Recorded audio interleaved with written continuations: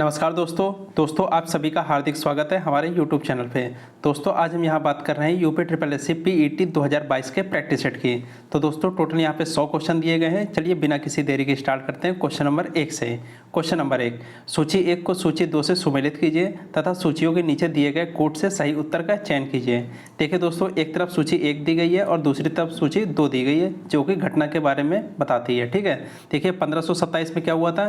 1527 में हुआ था खानवा का युद्ध। ठीक है, 1556 में क्या हुआ था? यह हुआ था अकबर का राज्यारोहण। और 1589 में क्या हुआ था? मजहर की घोषणा। और 1658 में क्या हुआ था? औरंगजेब का बनारस फरमान। तो दोस्तों इसका आंसर क्या हो जाएगा? इसका आंसर हो जाएगा ऑप्शन नंबर डी। चलिए अगले क्वेश्चन की बात करते हैं। क्वेश्चन नंबर 2, निम्नलिखित फारसी के कवियों में से किसे भारत का सादी कहा जाता है? तो दोस्तों इसका आंसर हो जाएगा ऑप्शन नंबर ए, अमीर हसन को। ठीक है, अगले क्वेश्चन की बात करते हैं। क्वेश्चन नंबर 3, निम्नलिखित में से कौन सा त्रिकोणात्मक संघर्ष का हिस्सा नहीं था? तो दोस्तों इसका आंसर हो जाएगा ऑप्शन नंबर डी, चोल वंश। ठीक है, अगले क्वेश्चन की बात करते हैं। क्वेश्चन नंबर 4, सिमुक निम्न वंशों में किसका संस्थापक था? तो दोस्तों ये किसका संस्थापक था? यह था सातवाहक वंश का। ठीक है, आंसर क्या हो जाएगा? Option number D. अगले क्वेश्चन की बात करते हैं। क्वेश्चन नंबर 5, 16 महाजनपदों का उल्लेख है। तो दोस्तों किसमें है 16 महाजनपदों का उल्लेख? यह है अंगुत्तर निकाय में। आंसर क्या हो जाएगा? Option number C. अगले क्वेश्चन की बात करते हैं। क्वेश्चन नंबर 6, भारत में अप्रत्यक्ष निर्वाचन की प्रथा किस वर्ष आरंभ की गई थी? तो दोस्तों इसका आंसर हो जाएगा ऑप्शन नंबर बी, 1892 में। ठीक है, अगले क्वेश्चन की बात करते हैं। क्वेश्चन नंबर 7, आज़ाद हिंद फौज का प्रथम सेनापति था। तो दोस्तों इसका प्रथम सेनापति कौन था? यह थे मोहन सिंह। आंसर क्या हो जाएगा? Option number A. अगले क्वेश्चन की बात करते हैं। क्वेश्चन नंबर 8, दिसंबर 1929 में लाहौर कांग्रेस के अधिवेशन ने जोर दिया। तो दोस्तों किस पर जोर दिया था? यह दिया था पोर्ट स्वराज पर। ठीक है, तो इसका आंसर क्या हो जाएगा? Option number B. अगले क्वेश्चन की बात करते हैं। क्वेश्चन नंबर 9, वर्ष 1928 में हिंदुस्तान सोशलिस्ट रिपब्लिकन एसोसिएशन की स्थापना कहाँ हुई थी? तो दोस्तों इसका आंसर हो जाएगा ऑप्शन नंबर बी, नई दिल्ली में। ठीक है, अगले क्वेश्चन की बात करते हैं। क्वेश्चन नंबर 10, भारतीय राष्ट्रीय कांग्रेस का एकमात्र अधिवेशन जिसे महात्मा गांधी द्वारा संबोधित किया गया संपन्न हुआ था, कहाँ पे संपन्न हुआ था? दोस्तों यह हुआ था बेलगांव में। आंसर क्या हो जाएगा? Option number B. और कब हुआ था? यह हुआ था 1924 में। ठीक है, अगले क्वेश्चन की बात करते हैं। क्वेश्चन नंबर 11, आंग्ल अमेरिकन संस्कृत परिमंडल में नहीं सम्मिलित किया गया है। तो दोस्तों किसको किसको नहीं सम्मिलित किया गया है? ये दोस्तों मैक्सिको को और क्यूबा को नहीं सम्मिलित किया गया है। आंसर क्या हो जाएगा? ऑप्शन नंबर डी, 3 तथा 4। ठीक है, अगले क्वेश्चन की बात करते हैं। क्वेश्चन नंबर 12, निम्न में से किसे आप सामान्य रूप से टॉर्नेडो से संबंध करेंगे? ठीक है, तो दोस्तों इसका आंसर क्या हो जाएगा? ऑप्शन नंबर ए, मैक्सिको की खाड़ी। अगले क्वेश्चन की बात करते हैं। क्वेश्चन नंबर 13, निम्नलिखित में से भारतवर्ष में कौन सा भूतापीय शक्ति के उत्पादन के लिए उपयुक्त नहीं है? तो दोस्तों इसका आंसर हो जाएगा ऑप्शन नंबर ए, तमिलनाडु का पूर्वी तट। ठीक है, अगले क्वेश्चन की बात करते हैं। क्वेश्चन नंबर 14, भारत का लगभग 2/3 कोयला पाया जाता है। कहाँ पाया जाता है दोस्तों? ये पाया जाता है दामोदर घाटी में। आंसर क्या हो जाएगा? Option number B.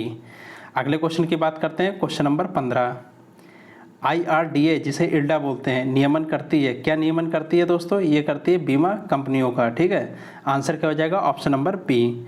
अगले क्वेश्चन की बात करते हैं। क्वेश्चन नंबर 16, वर्ष 2011 की जनगणना के अनुसार निम्नलिखित में से किस राज्य की साक्षरता सर्वाधिक थी? तो दोस्तों इसका आंसर हो जाएगा ऑप्शन नंबर ए, मणिपुर की।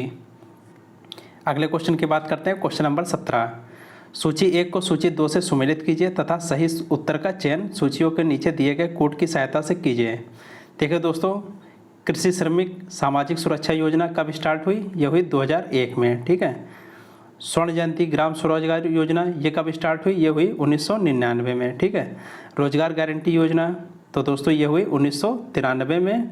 और लास्ट क्या बचा? प्रधानमंत्री ग्रामोदय योजना ये कब हुई थी? सन 2000 में। ठीक है, तो दोस्तों इसका आंसर क्या हो जाएगा? इसका आंसर हो जाएगा ऑप्शन नंबर डी। अगले क्वेश्चन की बात करते हैं। क्वेश्चन नंबर 18, निम्न में से कौन सा युग्म सुमेलित नहीं है? तो दोस्तों इसमें बताइए कौन सा युग्म सुमेलित नहीं है? तो दोस्तों इसका आंसर हो जाएगा ऑप्शन नंबर बी, जो उर्वरक संयंत्र है ये लखनऊ में नहीं है। ठीक है, कहाँ कहाँ पे है? यह है बरेली में, प्रयागराज में, ठीक है, कानपुर में, ठीक है, लेकिन लखनऊ में नहीं है। ठीक है, तो इसका आंसर क्या हो जाएगा? Option number B. अगले क्वेश्चन की बात करते हैं। क्वेश्चन नंबर 19, गरीबी उन्मूलन का नारा किस पंचवर्षीय योजना में दिया गया था? तो दोस्तों यह दिया गया था 5वीं पंचवर्षीय योजना में। आंसर क्या हो जाएगा? Option number C. अगले क्वेश्चन की बात करते हैं। क्वेश्चन नंबर 20, निम्नलिखित में से कौन सा बैंक कृषि एवं ग्रामीण विकास को प्रोत्साहित करता है? तो दोस्तों इसका आंसर हो जाएगा option number C, NABARD bank. ठीक है, अगले क्वेश्चन की बात करते हैं। क्वेश्चन नंबर 21, निम्नलिखित में से संविधान का कौन सा भाग नगर पालिकाओं से संबंधित है? तो दोस्तों इसका आंसर हो जाएगा ऑप्शन नंबर डी, भाग 9A। ठीक है, अगले क्वेश्चन की बात करते हैं। क्वेश्चन नंबर 22, निम्नलिखित भारतीय राज्यों में किस राज्य का अपना उच्चतम न्यायालय नहीं है, उच्च न्यायालय नहीं है? तो दोस्तों इसका आंसर हो जाएगा ऑप्शन नंबर डी, मिजोरम। ठीक है, अगले क्वेश्चन की बात करते हैं। क्वेश्चन नंबर 23, भारतीय संसद में शामिल है। तो दोस्तों क्या क्या शामिल है? ये शामिल है लोकसभा, राज्यसभा और राष्ट्रपति। आंसर क्या हो जाएगा? Option number D. अगले क्वेश्चन की बात करते हैं। क्वेश्चन नंबर 24, निम्नलिखित में से किसकी संस्तुति पर भारतीय संविधान के मूल कर्तव्य शामिल किया गया था? तो दोस्तों किसकी संस्तुति पर ये शामिल किया गया था? यह किया गया था स्वर्ण सिंह समिति की संस्तुति पर। तो आंसर क्या हो जाएगा? Option number C. अगले क्वेश्चन की बात करते हैं। क्वेश्चन नंबर 25, भारतीय संविधान की निम्नलिखित में से कौन सी अनुसूची राज्यसभा में स्थानों के आवंटन से संबंधित है? तो दोस्तों इसका आंसर हो जाएगा ऑप्शन नंबर बी, चौथी अनुसूची। ठीक है, अगले क्वेश्चन की बात करते हैं। क्वेश्चन नंबर 26, रक्त कैंसर को नियंत्रित करने के लिए उपयोग किया जाने वाला रेडियोधर्मी समस्थानिक है? तो दोस्तों इसका आंसर हो जाएगा ऑप्शन नंबर ए, फास्फोरस 32। अगले क्वेश्चन की बात करते हैं। क्वेश्चन नंबर 27, मानव शरीर में इंसुलिन उत्पादक अंग है। तो दोस्तों इस इंसुलिन कौन सा अंग उत्पादन करता है? ये दोस्तों करता है अग्नाशय। आंसर क्या हो जाएगा? Option number D. अगले क्वेश्चन की बात करते हैं। क्वेश्चन नंबर 28, हरित गृह प्रभाव क्या है? तो दोस्तों इसका आंसर हो जाएगा ऑप्शन नंबर ए, वैश्विक ताप में वृद्धि। चलिए अगले क्वेश्चन की बात करते हैं। क्वेश्चन नंबर 29, सिरका का रासायनिक नाम क्या है? तो दोस्तों सिरका का रासायनिक नाम है एसिटिक एसिड। आंसर क्या हो जाएगा? Option number A. अगले क्वेश्चन की बात करते हैं। क्वेश्चन नंबर 30, निम्नलिखित में से किसमें उच्चतम ऊर्जा होती है? तो दोस्तों उच्चतम ऊर्जा किसमें होती है? नीले प्रकाश में होती है। आंसर क्या हो जाएगा? Option number A. अगले क्वेश्चन की बात करते हैं। क्वेश्चन नंबर 31, दो अंकों की संख्या तथा अंकों के स्थान आपस में बदलने पर बनी नई संख्या का अंतर 45 है। दोनों अंकों के बीच में अंतर ज्ञात कीजिए।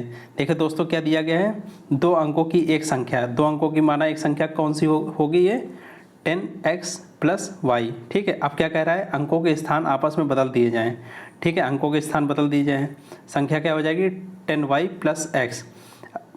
अब क्या कह रहा है? नई संख्या का अंतर 45 है। देखिए इन दोनों को माइनस कर देंगे, अंतर कितना आ जाएगा? ये है 45। ठीक है, अब क्या कह रहा है? दोनों अंकों के बीच अंतर ज्ञात करना है। ठीक है, तो दोस्तों देखिए इसको सॉल्व करेंगे तो कितना हो जाएगा? 10x + y - 10y - x। देखिए ब्रैकेट खुलेगा, अंदर माइनस हो जाएगा। ठीक है, = 45।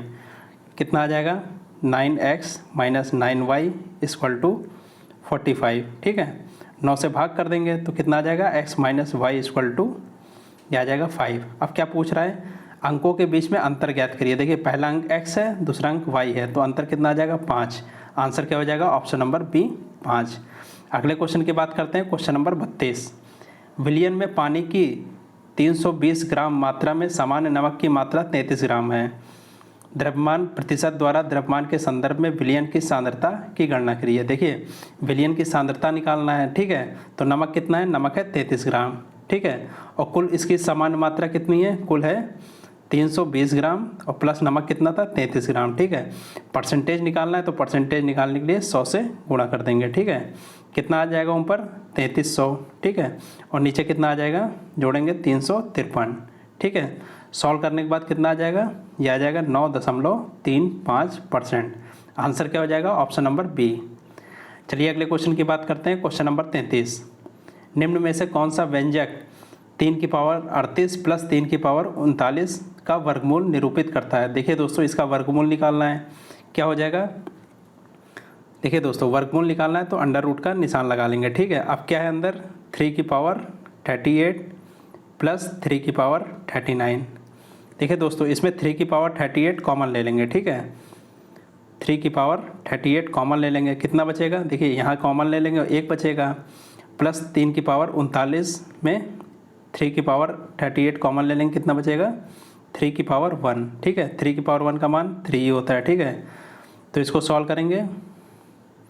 3 की पावर 38 3 की पावर 38 × 4। ठीक है, देखिए कितना हो जाएगा? 4 को क्या लिख सकते हैं, इसको लिख सकते हैं 2 गुणे 2, ठीक है। और 3 की पावर 38 को क्या लिख सकते हैं, 3 की पावर 19 गुणे 3 की पावर 19। देखिए एक 3 की पावर 19 बाहर आ जाएगा और एक 2 बाहर आ जाएगा, ठीक है। अंडर रूट का निशान हट जाएगा, क्या आ जाएगा बाहर, 2 आ जाएगा और 3 की पावर 19 आ जाएगा। तो आंसर क्या हो जाएगा, ऑप्शन नंबर सी, 2 × 3 की पावर 19, ठीक है। अगले क्वेश्चन की बात करते हैं, क्वेश्चन नंबर 34। एक व्यक्ति का खर्चा फरवरी तथा मार्च प्रत्येक महीने में 10,000 रुपये बढ़ जाता है। यदि जनवरी में उसका खर्चा 10,000 रुपये हो तो उसका जनवरी से मार्च तक का औसत खर्चा ज्ञात करना है। देखिए जनवरी का खर्चा क्या कह रहे हैं, जनवरी का खर्चा कह रहे हैं 10,000 रुपये है, ठीक है। अब क्या कह रहा है, प्रत्येक माह उसका 10,000 रुपये बढ़ जाता है, ठीक है। तो फरवरी का कितना हो जाएगा, फरवरी का 10,000 रुपये बढ़ जाएगा, कितना हो जाएगा 20,000, ठीक है। मार्च में कितना हो जाएगा, मार्च में भी 10,000 रुपये बढ़ जाएगा, ठीक है। कितना हो जाएगा मार्च में 30,000, ठीक है। अब क्या कह रहा है, जनवरी से मार्च तक का औसत खर्च ज्ञात करना है। देखिए औसत खर्च निकालना है, ठीक है। तो औसत खर्च कैसे निकालेंगे, तीनों को जोड़ लेंगे, 10,000 प्लस 20,000 प्लस 30,000, ठीक है। 30,000 जोड़ने पे औसत निकालना है तो 3 से डिवाइड कर देंगे, कितना आ जाएगा ये 6,000 बटे 3, कितना आ जाएगा 2,000, 20,000, ठीक है। तो आंसर कितना आ जाएगा, ऑप्शन नंबर ए 20,000। चलिए अगले क्वेश्चन की बात करते हैं, क्वेश्चन नंबर 35। ठीक है दोस्तों, x = √6 plus √6 plus √6 plus that that dash infinite का मान क्या होगा।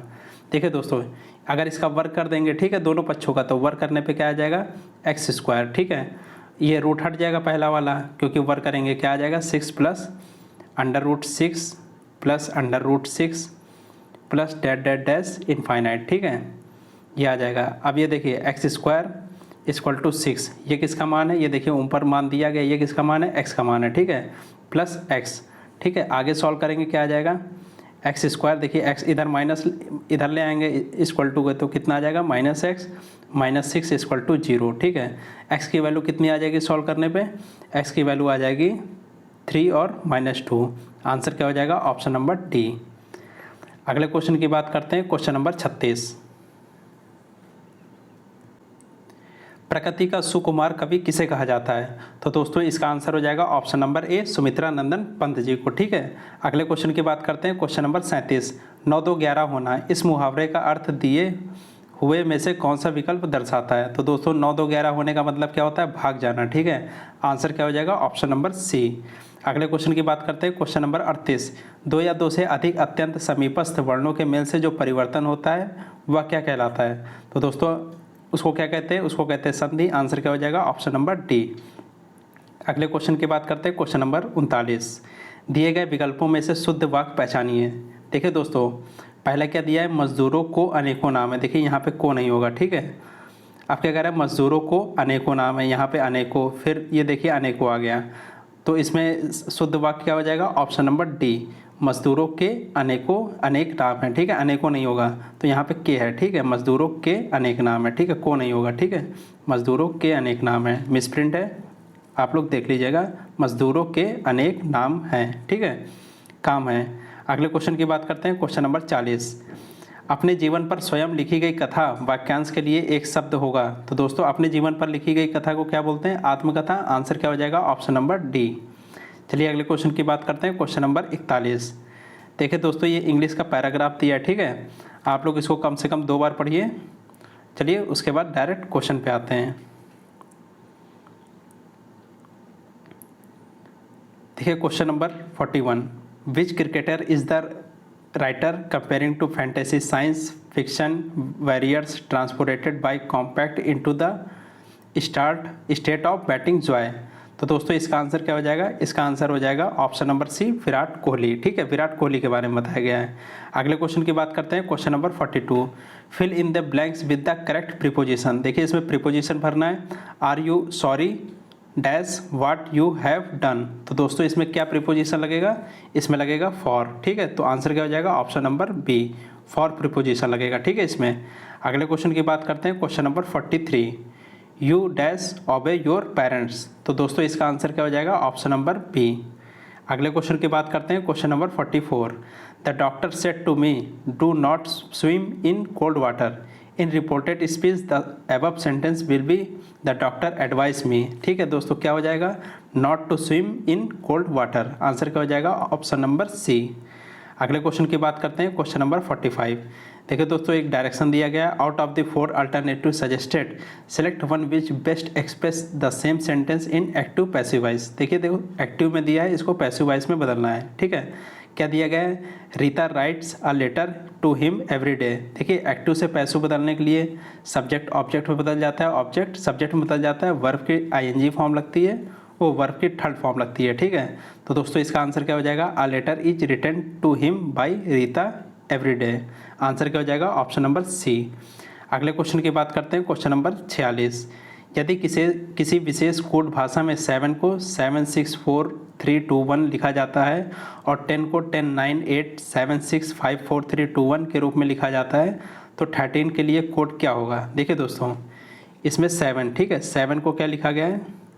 7 को देखिए, यहाँ से 7 स्टार्ट करेंगे। ठीक है, 7 को 7 6 5 4 3 2 1, यानी कि 7 अगर है तो 7 से स्टार्ट करेंगे और 1 तक ले जाएंगे। ठीक है, इसी तरह देखिए 10 को क्या लिखा गया? देखिए 10 से स्टार्ट किया, 10 फिर 9 8 7 6 5 3 2 1। ठीक है, अब 13 को क्या लिखेंगे? देखिए 13 को 13 से स्टार्ट करेंगे, 13 लिखेंगे, फिर 12 लिखेंगे, फिर 11 10 9 8 7 6 5 4 3 2 1। ठीक है, तो दोस्तों इसका आंसर क्या हो जाएगा? Option number A. ठीक है, अगले क्वेश्चन की बात करते हैं, क्वेश्चन नंबर 47।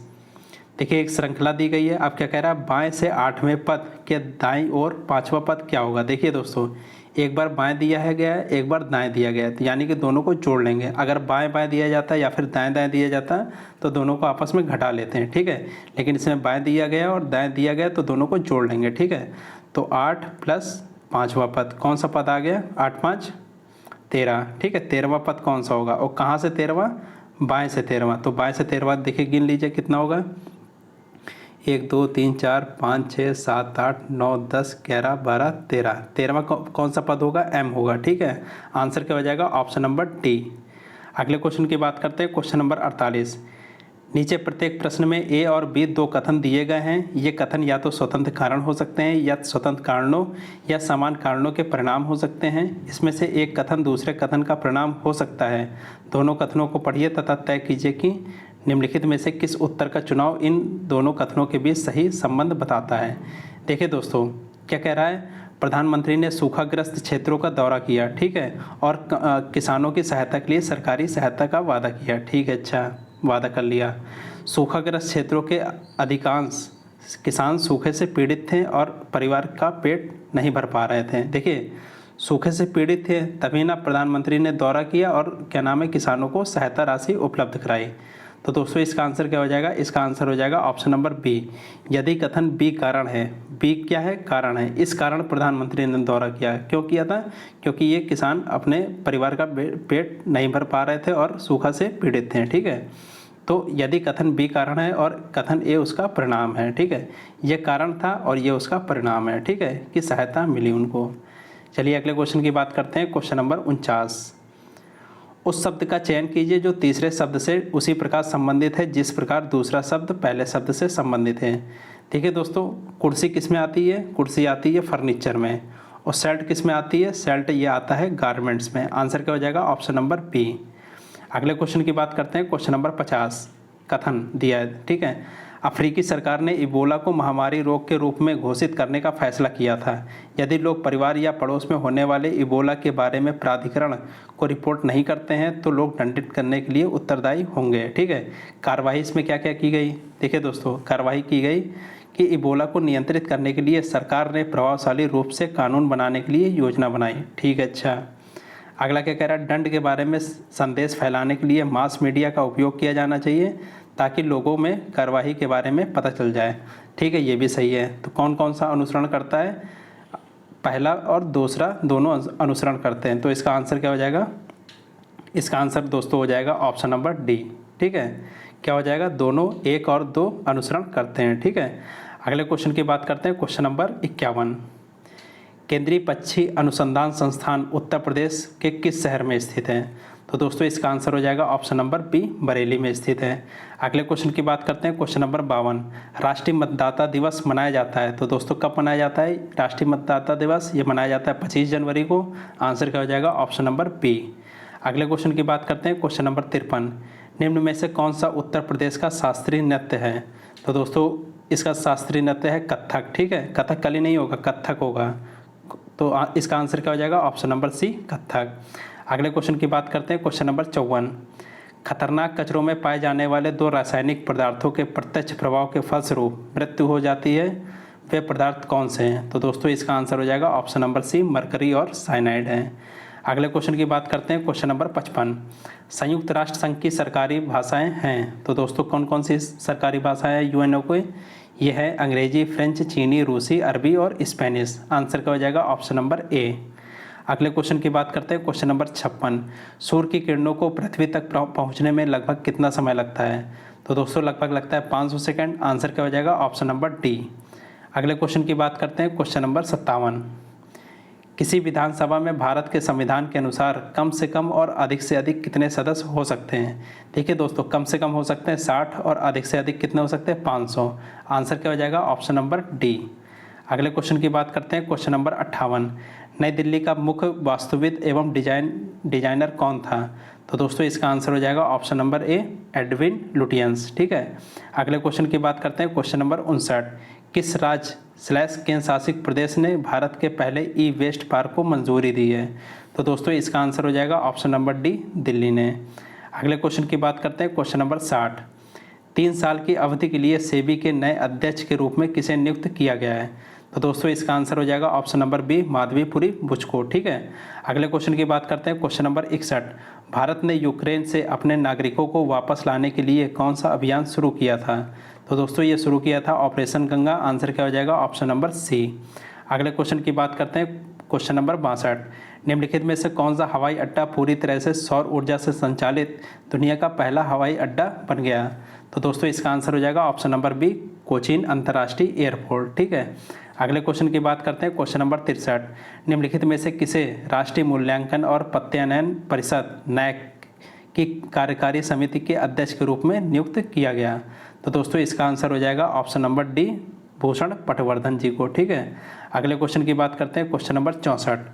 अमेरिका के सर्वोच्च न्यायालय की पहली अश्वेत महिला न्यायाधीश कौन बनी? तो दोस्तों इसका आंसर हो जाएगा option number D, Ketanji Brown Jackson. अगले क्वेश्चन की बात करते हैं, क्वेश्चन नंबर 65। सड़क पर रहने वाले जानवरों के लिए भारत की पहली एम्बुलेंस निम्नलिखित में से किस शहर में शुरू हुई? तो दोस्तों इसका आंसर हो जाएगा ऑप्शन नंबर बी, चेन्नई में। चलिए अगले क्वेश्चन की बात करते हैं, क्वेश्चन नंबर 66।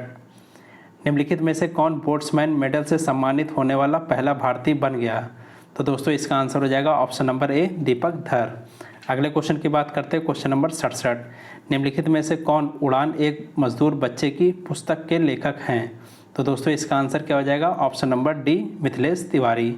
अगले क्वेश्चन की बात करते हैं, क्वेश्चन नंबर 68। 31वें दक्षिण पूर्वी एशिया खेल किस देश में आयोजित हुए? तो दोस्तों इसका आंसर हो जाएगा ऑप्शन नंबर बी, वियतनाम में। अगले क्वेश्चन की बात करते हैं, क्वेश्चन नंबर 69। निम्नलिखित में से किस मंत्रालय ने स्त्री मनोरक्षा परियोजना शुरू की? तो दोस्तों इसका आंसर हो जाएगा ऑप्शन नंबर ए, महिला एवं बाल विकास मंत्रालय ने। ठीक है। अगले क्वेश्चन की बात करते हैं, क्वेश्चन नंबर 70। भारतीय वायुसेना द्वारा वायु शक्ति अभ्यास 2022 का आयोजन निम्नलिखित में से किस स्थान पर किया जाएगा? तो दोस्तों किस स्थान पर किया जाएगा? यह किया जाएगा जैसलमेर, राजस्थान में। आंसर क्या हो जाएगा? Option number A, Jaisalmer. चलिए अगले क्वेश्चन की बात करते हैं, क्वेश्चन नंबर 71 से 75 तक। ठीक है दोस्तों, ये हिंदी का एक पैराग्राफ दिया है। ठीक है, आप लोग इसको कम से कम 2 बार पढ़िएगा। ठीक है। और चलिए उसके बाद डायरेक्ट क्वेश्चन लगाते हैं। Question number 71। आज का मानव अपने व्यक्ति और अस्तित्व के प्रति इसलिए शंकालु है क्योंकि वह विज्ञान की विध्वंसक शक्तियों से भयभीत है। आंसर क्या हो जाएगा? Option number A. अगले क्वेश्चन की बात करते हैं, क्वेश्चन नंबर 72। हमारी विज्ञानधृत शिक्षा की सर्वाधिक महत्वपूर्ण देन है। तो दोस्तों क्या देन है? जीवन की अपरिसीमन भौतिक विकास। आंसर क्या हो जाएगा? Option number C. अगले क्वेश्चन की बात करते हैं, क्वेश्चन नंबर 73। मानव जीवन को भस्मासुर बनने से कैसे रोक सकते हैं? देखिए दोस्तों, इसका आंसर आपको दिखाते हैं, कहाँ पैराग्राफ में दिया है। देखिए दोस्तों, इसका पैराग्राफ में यहाँ पे आंसर दिया है, ठीक है। मानव जाति का नाश भी हो सकता है, इसलिए नैतिक और आत्मिक मूल्यों के साथ साथ विकसित करने की आवश्यकता है। कैसे मूल्यों को? नैतिक और आत्मिक मूल्यों को, ठीक है। चलिए दोस्तों डायरेक्ट आंसर लगाते हैं। तो दोस्तों इसका आंसर क्या हो जाएगा? इसका आंसर हो जाएगा ऑप्शन नंबर डी, नैतिक आत्मिक मूल्यों को विकसित करके, ठीक है। तो इसका आंसर क्या हो जाएगा? Option number D. चलिए अगले क्वेश्चन की बात करते हैं। क्वेश्चन नंबर 74, आधुनिक मानव विकास को सर्वांगीण नहीं कहा जा सकता, क्योंकि? चलिए दोस्तों इसका भी आंसर दिखाते हैं। आपको पैराग्राफ में कहाँ पे दिया गया है? देखिए दोस्तों, क्यों नहीं सर्वांगीण कहा जा सकता है? क्योंकि साहित्य, कला, धर्म और दर्शन को अपनी चेतना से बहिष्कृत कर मानव विकास को एकांकी बना दिया है, ठीक है। चलिए दोस्तों इसका आंसर लगाते हैं। तो दोस्तों इसका आंसर क्या हो जाएगा? इसका आंसर हो जाएगा साहित्य, धर्म, कला आदि मानव चेतना से निर्वासित हैं। आंसर क्या हो जाएगा? Option number A. अगले क्वेश्चन की बात करते हैं। क्वेश्चन नंबर 75, अणु विस्फोटक को मानवतावाद की मर्यादा देना तभी संभव है जब व्यक्ति की क्या होता है? क्षुद्रता को राष्ट्र की क्षुद्रता न बनने दिया जाए। चलिए इसका आंसर देखते हैं कहाँ पे है। देखिए दोस्तों इसका आंसर पैराग्राफ में बताते हैं कहाँ पे हैं। ये देखिए दोस्तों यहाँ पे हैं। यह है व्यक्ति की क्षुद्रता यदि राष्ट्र की क्षुद्रता बन जाती है तो विज्ञान भस्मासुर बन जाता है, ठीक है। तो इसको बचाने के लिए क्या है? क्षुद्रता न बनने दिया जाए।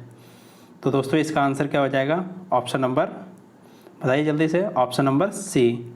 चलिए अगले क्वेश्चन की बात करते हैं। क्वेश्चन नंबर 76, ठीक है दोस्तों एक बार फिर से हिंदी का पैराग्राफ दिया, ठीक है। आप लोग इसको सावधानीपूर्वक पढ़िए। चलिए डायरेक्ट क्वेश्चन पे आते हैं। क्वेश्चन नंबर 76, दक्षिण अफ्रीका में महात्मा गांधी ने किसके खिलाफ लड़ाई लड़ी? ठीक है दोस्तों, चलिए इसका आंसर आपको पैराग्राफ में दिखाते हैं। दक्षिण अफ्रीका में किस लिए लड़ाई लड़ी? देखिए दोस्तों इसका आंसर यहाँ पे है, ठीक है। दक्षिण अफ्रीका चले गए जहाँ वे 20 वर्षों तक भारतीयों के खिलाफ रंगभेद कानून का विरोध करते रहे। किस चीज़ का? रंगभेद कानून का, ठीक है। चलिए आंसर लगाते हैं।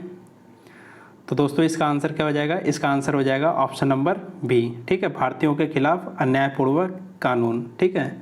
Option number B. अगले क्वेश्चन की बात करते हैं। क्वेश्चन नंबर 77, स्वतंत्रता प्राप्त करने के लिए गांधी ने किन नीतियों की वकालत की? तो दोस्तों किन नीतियों की वकालत की? तो दोस्तों इसका आंसर हो जाएगा ऑप्शन नंबर ए, हिंसा का प्रयोग किए बिना भेदभाव से खिलाफ लड़ना, ठीक है। अगले क्वेश्चन की बात करते हैं। क्वेश्चन नंबर 78, दक्षिण अफ्रीका से वापस लौटने के तुरंत बाद गांधी ने अपना समय कैसे व्यतीत किया? तो दोस्तों इसका आंसर हो जाएगा उन्होंने स्थानीय झगड़ों को सुलझाया। आंसर क्या हो जाएगा? Option number D. अगले क्वेश्चन की बात करते हैं। क्वेश्चन नंबर 79, प्रस्तुत अनुच्छेद में महान आत्मा पद के लिए कौन सा एक शब्द प्रयोग होता है? ठीक है, देखिए महान आत्मा किसे कहते हैं? महात्मा को, ठीक है। महात्मा मतलब जिसकी महान है आत्मा। आंसर क्या हो जाएगा? Option number B.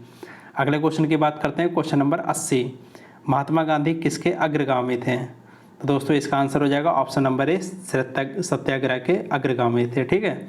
अगले क्वेश्चन की बात करते हैं। क्वेश्चन नंबर 81 से 85 तक दिया गया चार्ट कक्षा 4, कक्षा 5, कक्षा 6 और 7 के उन छात्रों की संख्या को दर्शाता है जिन्होंने अंतिम परीक्षा में क्या किया? प्रथम श्रेणी, द्वितीय श्रेणी और जो अनुत्तीर्ण हुए। देखिए पहली जो संख्या है ये प्रथम श्रेणी की है, ठीक है। जो दूसरी ग्राफ दिया है ये है द्वितीय श्रेणी का, तीसरा दिया है ये अनुत्तीर्ण का है, ठीक है। अनुत्तीर्ण का है, ठीक है। इसको एक बार फिर से देखिए आप लोग सही से। देखिए ये कक्षा 4 का है, ये 5, 6, 7, ठीक है। ये किसका है? पास का। ये किस चीज़ का है? प्रथम श्रेणी का। ये द्वितीय श्रेणी का। और तीसरा कौन सा है? तीसरा ये है अनुत्तीर्ण का, ठीक है। इसी तरह ये भी है प्रथम श्रेणी, द्वितीय श्रेणी और ये अनुत्तीर्ण का, ठीक है। आप लोग इसका स्क्रीनशॉट कर लीजिए, ठीक है। चलिए डायरेक्ट क्वेश्चन पे आते हैं। किस कक्षा में उत्तीर्ण हुए छात्रों की संख्या सबसे अधिक है? तो दोस्तों छात्रों की संख्या सबसे अधिक निकालना है। किस कक्षा में? देखिए कक्षा 7 में उत्तीर्ण हुए कितने वो हैं छात्र हैं? देखिए कक्षा 7 में प्रथम जो डिवीज़न है 30% बच्चा है, ठीक है। सेकंड डिवीज़न कितने? 25, ठीक है। लेकिन ये दोनों उत्तीर्ण हो गए, कितना हो गया? ये 55। इसी तरह कक्षा 5 में निकालेंगे। 5 में कितना आ जाएगा? यह है 53 आ जाएगा, ठीक है। जोड़ने पे 38 और 15 जोड़ने पे, ठीक है। कक्षा 4 में कितना आ जाएगा? दोनों को जोड़ने पे प्रथम श्रेणी और द्वितीय श्रेणी 57। और कक्षा 6 में कितना आ जाएगा? कक्षा 6 में देखिए प्रथम श्रेणी में कितने? 42 और द्वितीय श्रेणी में कितने? 10, ठीक है। कितना आ जाएगा ये आ जाएगा 52। ठीक है, तो दोस्तों इसका आंसर क्या हो जाएगा, इसका आंसर हो जाएगा, देखिए सबसे ज़्यादा किस में 57 है। ठीक है, कक्षा 4 में आंसर क्या हो जाएगा, ऑप्शन नंबर डी। अगले क्वेश्चन की बात करते हैं, क्वेश्चन नंबर 82। किस कक्षा में उत्तीर्ण हुए छात्रों की संख्या सबसे कम है। देखिए अभी हमने सबसे ज़्यादा निकाली थी, तो सबसे कम निकालेंगे। ठीक है, तो सबसे कम देखिए कक्षा 5 में अभी हमने कितना निकाला था, कितना निकाला था 53। ठीक है, 3815 जोड़ेंगे 53 आ जाएगा। कक्षा 7 में कितनी है, प्रथम श्रेणी के जोड़ने पे प्रथम श्रेणी के 30 और द्वितीय श्रेणी के 25। ठीक है, तो कितना आ जाएगा ये कक्षा 7 में 55। कक्षा 4 में कितना आ जाएगा, देखिए अभी हमने निकाला था 57। और कक्षा 6 में कितना आ जाएगा, देखिए प्रथम श्रेणी में कक्षा 6 में कितना है, यह है 42। ठीक है, द्वितीय श्रेणी में कितना है 10, टोटल कितना आ जाएगा 52। देखिए 52 सबसे कम है, तो आंसर क्या हो जाएगा, ऑप्शन नंबर सी।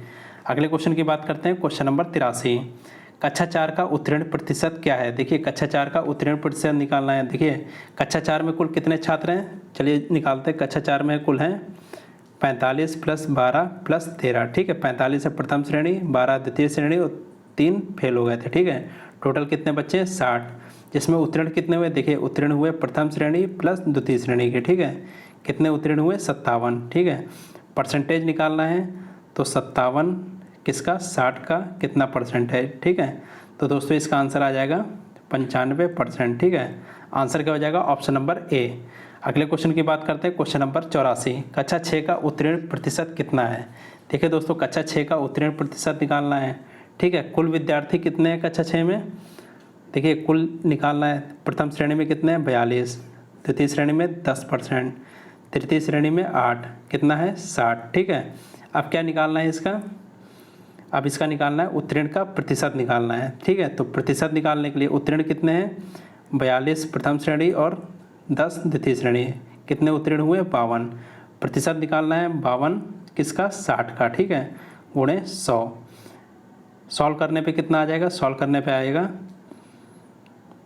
दोस्तों कितना आ जाएगा, ये आ जाएगा 86.66। ठीक परसेंट। आंसर क्या हो जाएगा, ऑप्शन नंबर डी। क्या आंसर हो जाएगा, ऑप्शन नंबर डी 86.66%। ठीक है, अगले क्वेश्चन की बात करते हैं, क्वेश्चन नंबर 85।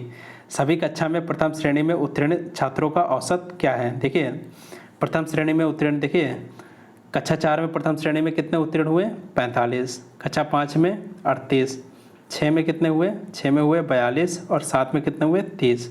औसत निकालना है, तो 4 कक्षाएँ 4 से भाग कर देंगे, कितना आ जाएगा, ऊपर जोड़ने पे 155/4, कितना आ जाएगा 38.75%।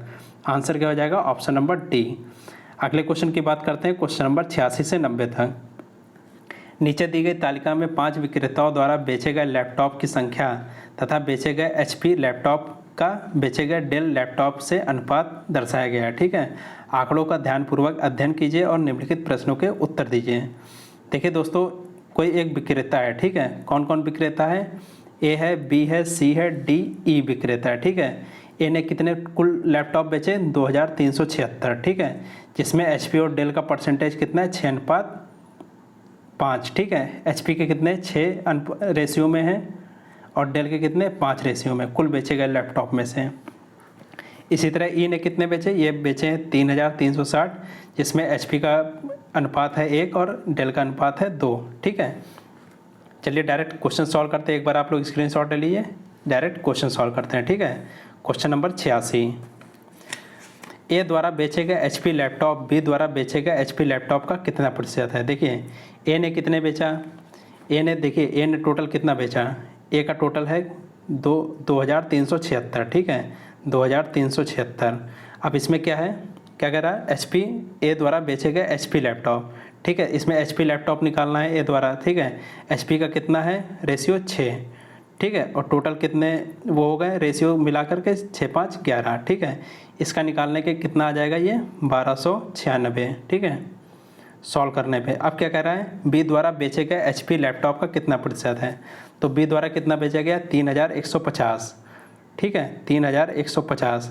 अब HP का परसेंटेज निकालना है। ठीक है, तो कितना आ जाएगा 9 अनुपात दिया है कितने में से 14 में से, कितना आ जाएगा ये 2025। अब क्या कह रहा है लैपटॉप का प्रतिशत निकालना है। तो देखिए प्रतिशत निकालने के लिए ठीक है 1296 का प्रतिशत किससे निकालेंगे 2025 से, ठीक है। प्रतिशत निकालना है, 100 से गुणा कर देंगे, ठीक है। कितना आ जाएगा ये 64%, इसका आंसर आ जाएगा ऑप्शन नंबर ए। अगले क्वेश्चन की बात करते हैं, क्वेश्चन नंबर 87। बी, सी और डी के द्वारा कुल मिलाकर बेचे गए डेल लैपटॉप की औसत संख्या ज्ञात करना है। देखिए बी द्वारा कितना बेचा गया, बी द्वारा बेचा गया है 3150, ठीक है। अब डेल लैपटॉप कितना बेचा गया है, 5 रेशियो है, टोटल कितना है 14। सी द्वारा कितना बेचा गया है 2080, इसका डेल का लैपटॉप का वो निकालना है परसेंटेज, तो कितना है 3/8। सी द्वारा कितना बेचा गया 5280, ठीक है। डेल का अनुपात इसमें कितना है 13/22, ठीक है। टोटल कितना आ जाएगा, देखिए ऊपर जोड़ने पे कितना आ जाएगा, यह आ जाएगा 5025, ठीक है। 5025 आ जाएगा, ठीक है। देखिए इसको पहले सॉल्व करेंगे, ठीक है। इसको सॉल्व करेंगे कितना आ जाएगा ये 1125, ठीक है। दूसरे को सॉल्व करेंगे ये कितना आ जाएगा, ये आ जाएगा 780।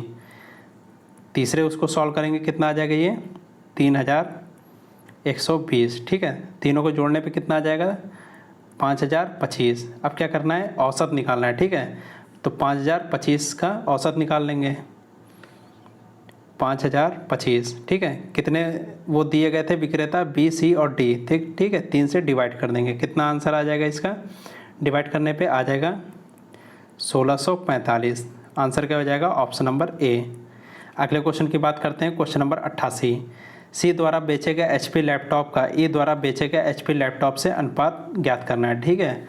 तो देखिए सी द्वारा बेचे गए लैपटॉप कितना है, यह है 2080, ठीक है। एचपी का लैपटॉप है तो एचपी का अनुपात इसमें गुणा कर देंगे, ठीक है। और क्या कह रहा है, ई द्वारा बेचे गए लैपटॉप, ठीक है। तो अनुपात लगा देंगे, ई द्वारा कितना बेचा गया है, ई द्वारा बेचा गया है 3360, ठीक है। अनुपात कितना है 1:3, ठीक है। तो कितना आ जाएगा इसको सॉल्व करने पे 1300 अनुपात 1120, ठीक है। इसको और सॉल्व करेंगे कितना आ जाएगा, ठीक है दोस्तों, कितना आ जाएगा ये 65:56, ठीक है। आंसर क्या हो जाएगा ऑप्शन नंबर बी। अगले क्वेश्चन की बात करते हैं, क्वेश्चन नंबर 89। डी और ई द्वारा कुल मिलाकर बेचे गए डेल लैपटॉप बी और सी द्वारा कुल मिलाकर बेचे गए डेल लैपटॉप से कितना अधिक है। देखिए डी और ई द्वारा कितना बेचा गया डेल लैपटॉप, डी और ई द्वारा, ठीक है। डी द्वारा कितना बेचा गया 5280, ठीक है। और इसका डेल का लैपटॉप 13/22, ठीक है। अब ई द्वारा कितना बेचा गया था, ई द्वारा बेचा गया था 3360, डेल का अनुपात 2/3, ठीक है। कितना आ जाएगा ये जोड़ सॉल्व करने पे, ये आ जाएगा 5360, ठीक है। अब क्या कह रहा है, बी और सी द्वारा कुल मिलाकर बेचे गए डेल लैपटॉप से, ठीक है। तो और बी और सी का निकालेंगे, ठीक है।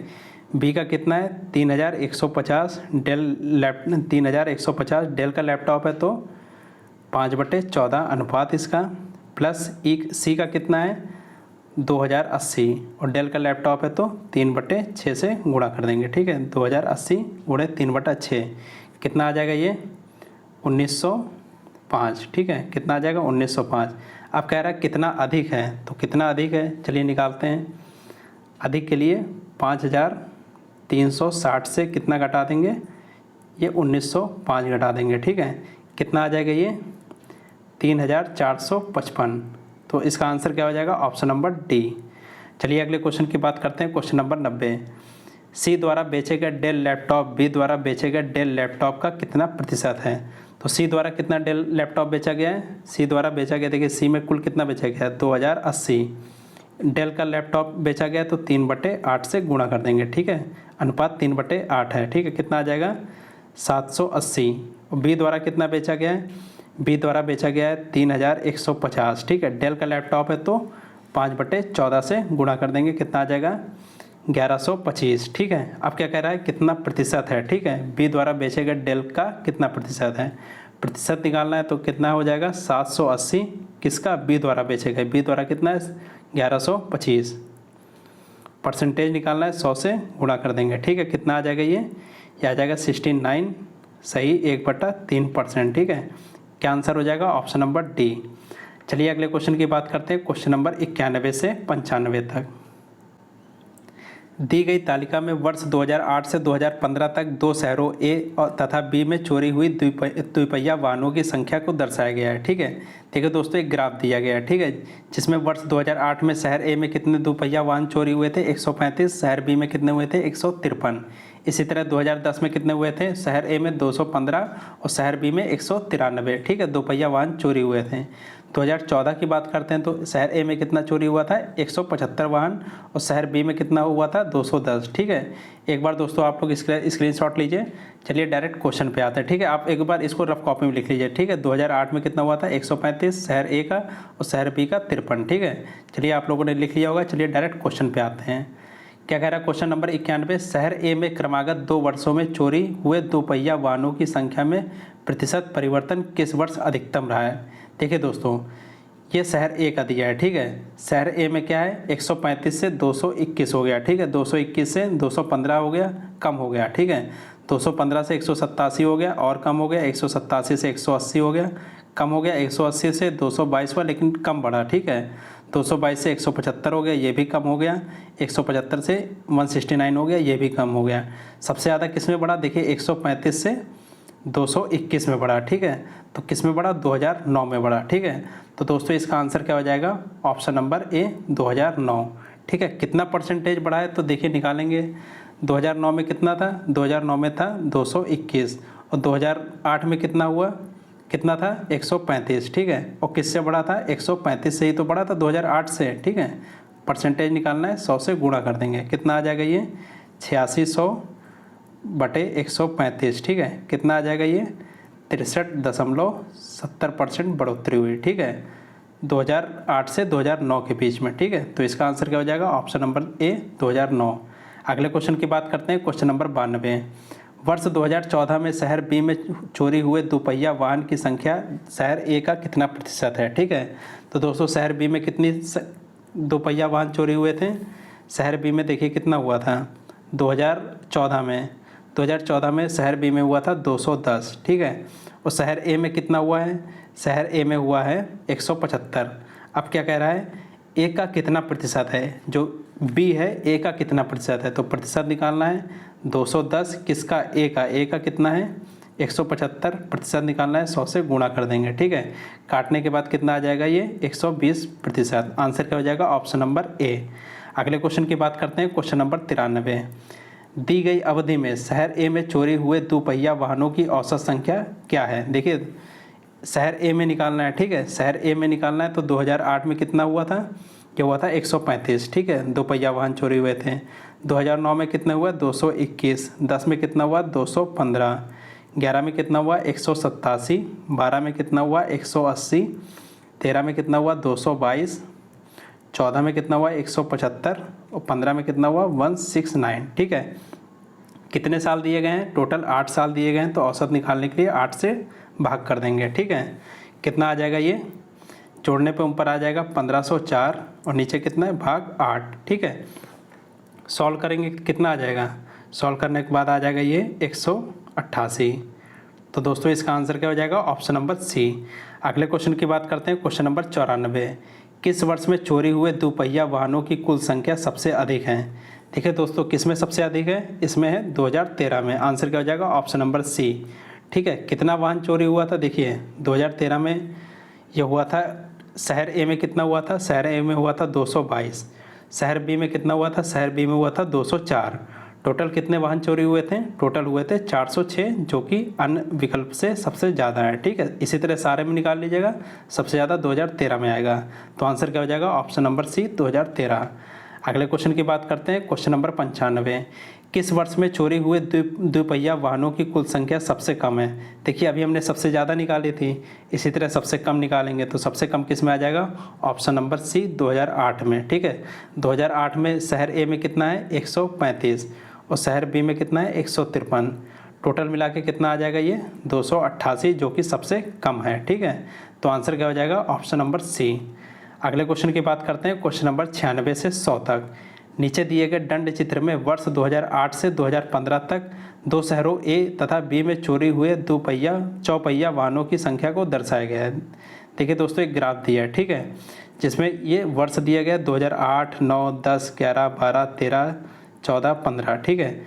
15 में क्या है, शहर ए में कितना चोरी हुआ, 270 चार पहिया वाहन। शहर बी में कितना हुआ, 306। इसी तरह सन 2015 की बात करते हैं, शहर ए में कितना हुआ, 338 और शहर बी में कितना हुआ, 450, ठीक है। ये जो व्हाइट वाला है शहर ए का है, ये जो ब्लैक वाला है शहर बी का है, ठीक है। तो चलिए क्वेश्चन सॉल्व करते हैं। आप लोग एक बार लिख लीजिए, स्क्रीनशॉट ले लीजिए। चलिए डायरेक्ट क्वेश्चन पे आते हैं। देखिए दोस्तों, क्वेश्चन नंबर 96, किस वर्ष में चोरी हुए चौपहिया वाहनों की कुल संख्या सबसे अधिक है। ठीक है दोस्तों, 2010 में कितना हुआ चौपहिया वाहन, 2010 में हुआ सर, देखिए दोस्तों 2010 में हुआ शहर ए में कितना हुआ, शहर ए में हुआ 430, ठीक है। शहर बी में कितना हुआ, ये हुआ 386, टोटल कितना हुआ 816। इसी तरह 2013 में निकालेंगे, शहर ए में कितना हुआ 444, ठीक है 444 और शहर बी में कितना हुआ 408, टोटल कितना हुआ 852, ठीक है। इसी तरह 15 में निकालेंगे, शहर ए और बी में मिलाकर तो कितना आ जाएगा ये 778, ठीक है। शहर ए में कितना था 338, शहर बी में 450, टोटल कितना आ जाएगा 788। इसी तरह 2009 में निकालेंगे, ठीक है। शहर ए में कितना था 442 और शहर बी में कितना था 364, टोटल कितना आ जाएगा 806। तो सबसे ज़्यादा किस में है 852, ऑप्शन नंबर बी 2013 में, ठीक है। अगले क्वेश्चन की बात करते हैं, क्वेश्चन नंबर 97, शहर ए में क्रमागत 2 वर्षों में चोरी हुए चौपहिया वाहनों की संख्या में प्रतिशत परिवर्तन किस वर्ष अधिकतम रहा। तो दोस्तों इसका आंसर हो जाएगा ऑप्शन नंबर ए 2009 में, ठीक है। कैसे निकालना है, देखिए शहर ए में कितना था 442, ठीक है। शहर बी में कितना है 270, ठीक है। माइनस कर देंगे किससे 270 से, ठीक है, गुणा 100 कितना आ जाएगा 63%, ठीक है, जो कि सबसे अधिकतम परसेंट रहेगा, ठीक है। अगले क्वेश्चन की बात करते हैं, क्वेश्चन नंबर 98, वर्ष 2014 में शहर बी में चोरी हुए चौपहिया वाहनों की संख्या शहर ए का कितना प्रतिशत है, ठीक है। ठीक है, बी में कितना हुआ था, बी में हुआ था 420, ठीक है। ए में कितना हुआ था, ए में हुआ था 350। अब क्या पूछ रहा है, शहर ए का कितना प्रतिशत है, जो 420 है शहर ए मतलब 350 का कितना प्रतिशत है, ठीक है। प्रतिशत निकालना है, एक काटने के बाद कितना आ जाएगा 120%। आंसर क्या हो जाएगा ऑप्शन नंबर बी। चलिए अगले क्वेश्चन की बात करते हैं, क्वेश्चन नंबर 99, दी गई अवधि में शहर ए में चोरी हुए चौपहिया वाहनों की औसत संख्या ज्ञात करना है। देखिए शहर ए में ज्ञात करना है, ठीक है। शहर ए में 2006 में कितना है, 2008 में यह है 270, ठीक है 270। 2009 में कितना है 442, 2010 में कितना है 430, 2011 में कितना है 374, 12 में कितना है 360, 13 में कितना है 444, 14 में कितना है 350 और 15 में कितना है 338, ठीक है। औसत निकालना है तो बटे कितने साल दिए गए हैं, 8 साल दिए गए, 8 से डिवाइड कर देंगे, ठीक है। कितना आ जाएगा ऊपर जोड़ने पे, ऊपर आ जाएगा 3008 जोड़ने पे, ठीक है। सभी को जोड़ेंगे 3008 आएगा और नीचे किससे भाग देंगे 8 से, कितना आ जाएगा ये आ जाएगा 376, ठीक है। आंसर क्या हो जाएगा ऑप्शन नंबर सी 376। अगले और लास्ट क्वेश्चन की बात करते हैं, क्वेश्चन नंबर 100, वर्ष 2011 के शहर ए और शहर बी में चोरी हुए चौपहिया वाहनों की संख्या के बीच में अंतर ज्ञात करना है, ठीक है। तो 2011 में शहर ए में कितना हुए, शहर ए में हुए 374, ठीक है। शहर बी में कितने हुए, शहर बी में हुए 432, ठीक है। अब दोनों के बीच में अंतर ज्ञात करना है तो 432 में से कितना घटा देंगे 374 घटा देंगे, कितना आ जाएगा 58, ठीक है। तो दोस्तों इसका आंसर क्या हो जाएगा ऑप्शन नंबर सी 58, ठीक है। धन्यवाद दोस्तों।